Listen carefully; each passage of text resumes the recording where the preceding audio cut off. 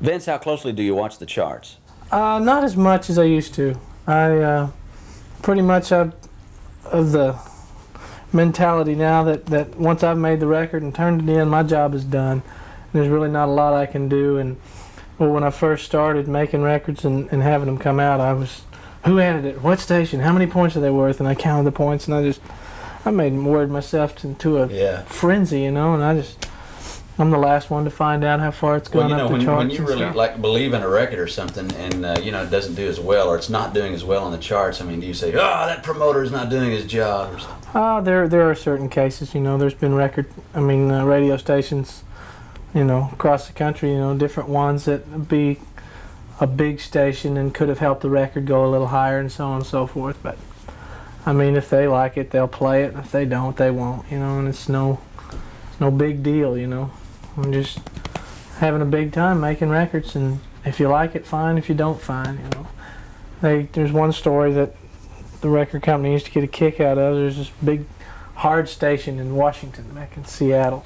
And this guy was a real tough program director, and I went into his office, and I'm just getting ready to release my first record, and he's fairly arrogant, and I sit down in his office and introduce myself, and he says, well, what have you got, and what are you doing, or something like that. And he was real rude, and I said, well, I got this record coming out in a few months. I'm going to send you one. If you like it, play it. If you don't, fine. And I got up and left. and he kind of appreciated it, and he's always played my records. He's not at that station anymore, but just real frank with him, and I don't know. There's some of it that is a game, and Sure. All that, but I think that in 99% of the cases, a good record will go up the charts and do well. Well, let's get real serious now. You want to get real serious? Well, we might as well. And we want to talk about your love for golf. I'm the leading money winner in country music. if there's such. Right? No, I don't know. I just have played since the 3rd grade, and I was either going to play golf for a living, because I played all through school and graduated high school, and said, well, do you want to try to go to college and play golf, or do you want to sing, and the first call came to go sing, so I moved away and took off, and golf kind of took a back seat.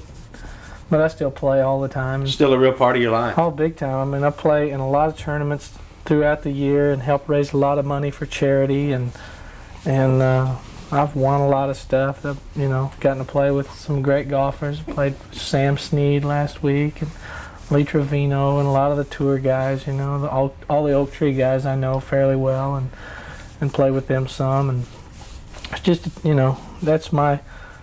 I get a big charge out of I get as excited about meeting Arnold Palmer as a country music fan would of meeting Hank Williams, that's my love. It's interesting. You live on a golf course, yet you golf on another one. I golf on both of them. The one that we live on has quite a bit more traffic, a lot more members than the other one, and I like the golf course that I play at.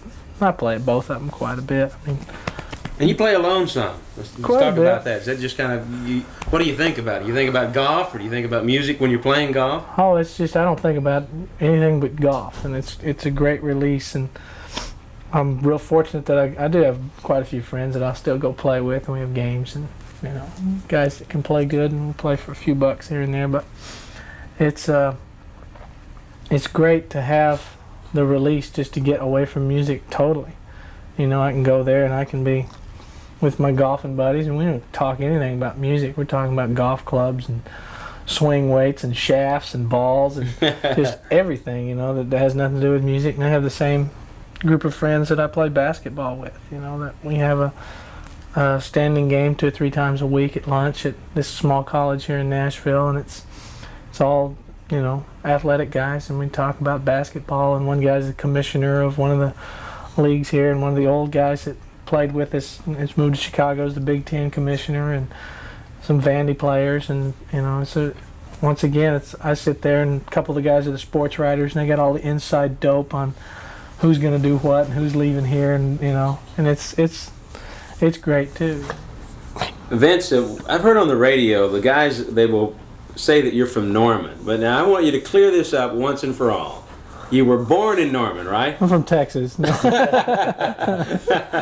I was born in Norman and lived there till I was 4, and then we moved to Oklahoma City and started school in Oklahoma City. So there's really, I don't remember much of Norman, you know, to speak of, to say it's my hometown or anything, but I kind of figure it's all one big place now. Yeah, you went to high school, Northwest Classen, Uh-huh. and then when you finished high school, you went to Kentucky and started playing bluegrass music. Yeah, that's about it. And then how long were you in Kentucky? About a year, if that, and then moved to LA from there. Why L.A.? I mean, you wanted to get into country music, right? Well, at that time, country music was doing real well in Los Angeles. There was Emmylou was out there, and Rodney Crowell, and different people like that. And the guy I went to play with, Byron Berline, played with a lot of those people on their records. And Byron's from Oklahoma and was quite a famous session player. And I just figured that was the place to be, because all my musician friends that I idolized, yeah, get out of here. And I just enjoyed, you know, the idea of going to